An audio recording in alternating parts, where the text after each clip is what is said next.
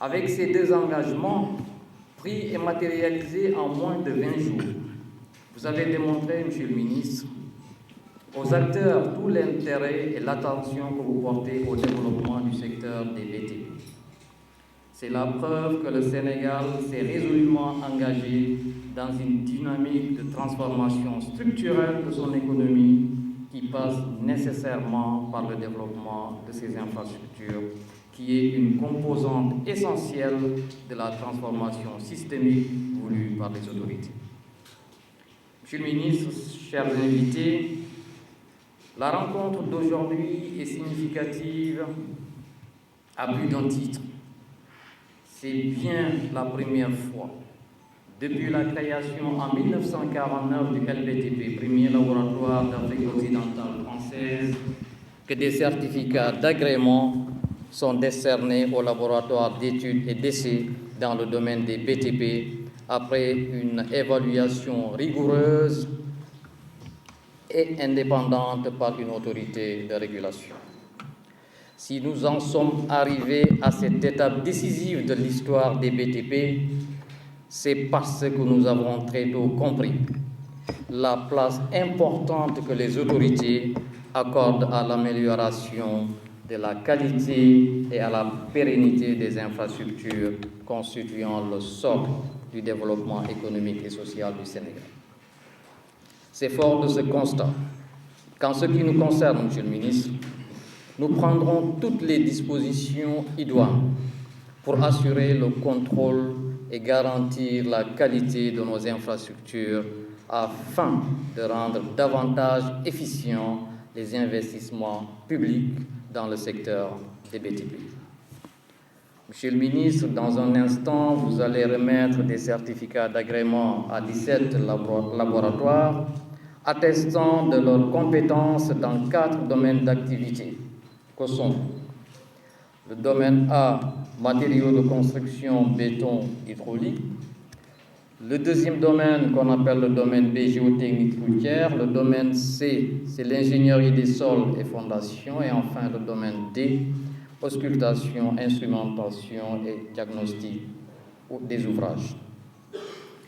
Chaque certificat est accompagné d'une décision et d'un rapport détaillé justifiant le classement attribué. Avec votre autorisation, Monsieur le ministre, je voudrais, avant de terminer, magnifier la belle collaboration que les acteurs du secteur des BTP, ici présents, ont fait montre durant tout le processus d'examen, de visite sur site et de sélection des dossiers de candidature. Les membres du comité d'évaluation et de sélection mis en place par le LNR-BTP, que je félicite au passage, ont travaillé dans la sérénité, sans aucune forme de pression et en toute autonomie pour établir la liste des laboratoires retenus. J'en profite de cette tribune qui m'est offerte pour encourager ces laboratoires à travailler dans la même dynamique et à maintenir le cap de la performance, de l'éthique et de la transparence dans la construction d'infrastructures modernes et de qualité pour un Sénégal souverain, juste et prospère. Enfin, et là c'est vraiment la fin, Monsieur le ministre, comme le dit notre slogan, le LNR BTP pour des infrastructures résilientes. Je rajouterai le LNR BTP, un magnifique outil au service du développement économique et social de notre pays. Je vous remercie de votre aimable attention. Que je parle au nom de tous les laboratoires du Sénégal en ce qui concerne nos buts et objectifs. L'association des laboratoires et bureaux d'études de géotechnique a été créée en 2015 et ses statuts ont été enregistrés en 2016. Les détails de notre organisation sont mentionnés dans les 10 statuts. Signalons cependant qu'elle regroupe, comme son nom l'indique, les laboratoires de géotechnique, d'une part, et les bureaux d'études de géotechnique, donc 2 entités. Elle regroupe ainsi en son sein des laboratoires d'exécution et d'interprétation des résultats et des bureaux de prestations intellectuelles utilisant les résultats des études de laboratoire et in situ. Elle se veut un observatoire du secteur avec, entre autres objectifs, les suivants. La liste est non exhaustive. Organiser la profession par la définition des critères de reconnaissance des laboratoires et des bureaux d'études géotechniques. Veiller au respect strict et à l'application de la réglementation en vigueur au Sénégal relative à l'obligation de recourir à des études géotechniques préalablement à tous travaux de construction. Je dis souvent que se fonder sur un seul inconnu, c'est se fonder sur le dos du diable. Assurer la promotion des métiers de l'ingénierie géotechnique, de laboratoire et de sondage. Développer la formation et promouvoir la remise à niveau des laboratoires et bureaux d'études géotechniques. Développer la recherche et les partenariats avec les autres laboratoires et bureaux d'études à travers le monde. Émettre des avis et conseils sur les grands projets et sur les problèmes liés à la géotechnique. Ça, c'est fondamental pour nous. Sensibiliser les maîtres d'ouvrage sur l'importance de la maîtrise des risques géotechniques. Et comme je disais tout à l'heure, je ne cesse de le répéter, se fonder sur un seul inconnu, c'est se fonder sur le dos du diable. Faire des publications d'actualité et sortir des revues scientifiques périodiques sur les questions essentielles de la géotechnique et les grands travaux réalisés. Développer la responsabilité sociétale et environnementale des membres par la promotion des activités socio-éducatives. Nouer des partenariats avec les établissements scolaires et de formation professionnelle en vue de participer au développement de la filière géotechnique dans ses structures et approches, leur concours pour une formation de qualité au métier de la géotechnique et toute autre activité pouvant permettre de promouvoir et d'assurer une meilleure visibilité de l'association. L'ALBEG se réjouit donc, Monsieur le ministre, de l'initiative de créer un organe chargé d'agréer les laboratoires pour s'assurer de la qualité des inputs dans les études réalisées par les bureaux d'études et visées par les bureaux de contrôle technique, c'est-à-dire qu'il y a une collaboration entre laboratoire et bureau d'études. Le laboratoire national de référence, membre actif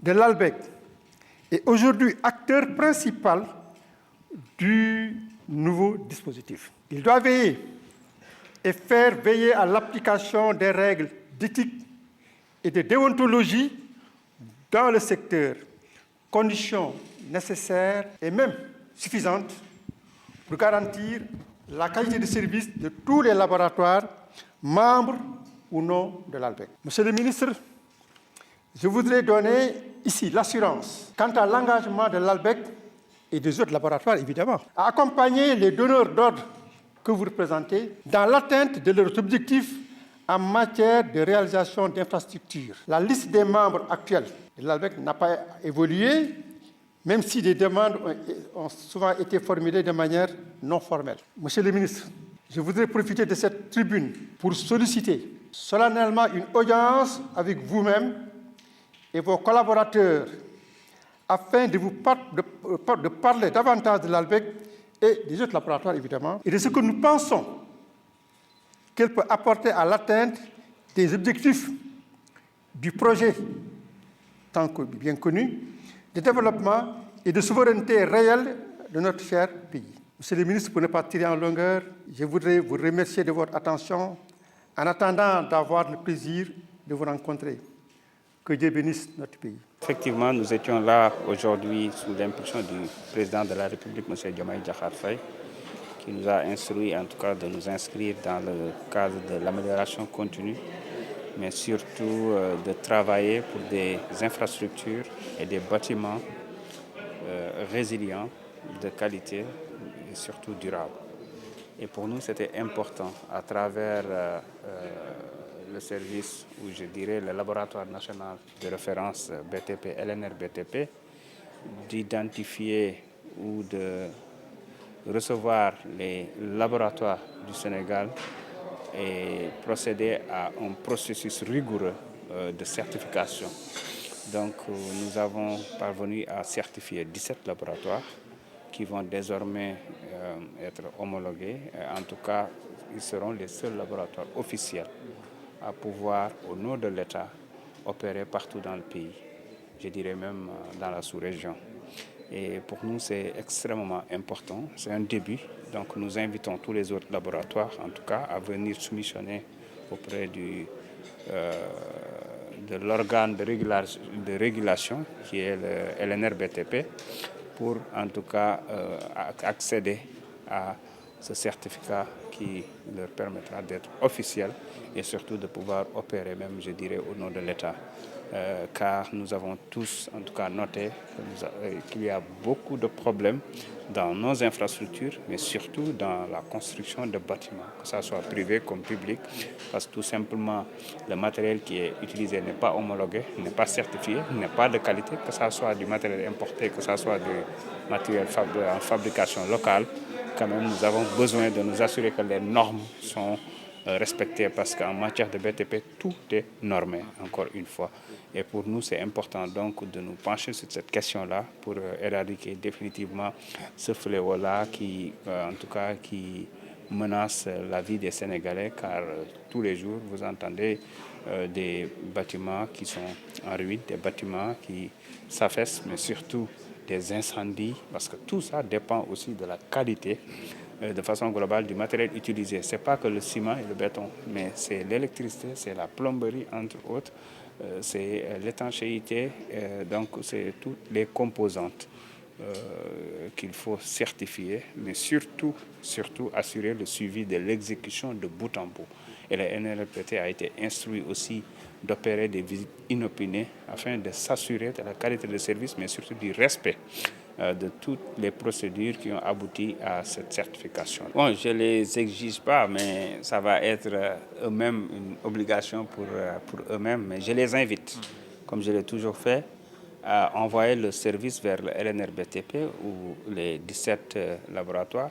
Mais pour moi, tous les organes de l'État doivent s'approprier du LNRBTP parce que c'est un service public, c'est un service de l'État qui est là pour accompagner, pour assister, pour mettre en relation avec, en tout cas, les laboratoires de référence.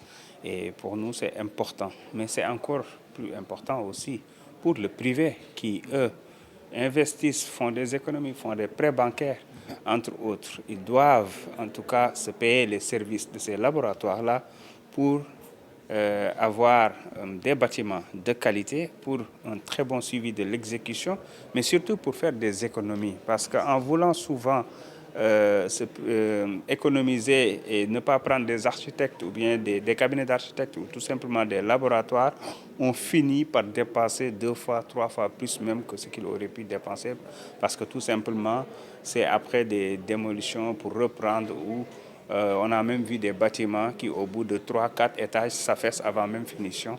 Donc, nous les invitons davantage à se rapprocher de ces laboratoires-là, du laboratoire national, mais aussi des 17 autres qui ont été homologués pour, en tout cas, s'assurer d'une bonne exécution de leurs projets immobiliers ou tout simplement des infrastructures de façon globale.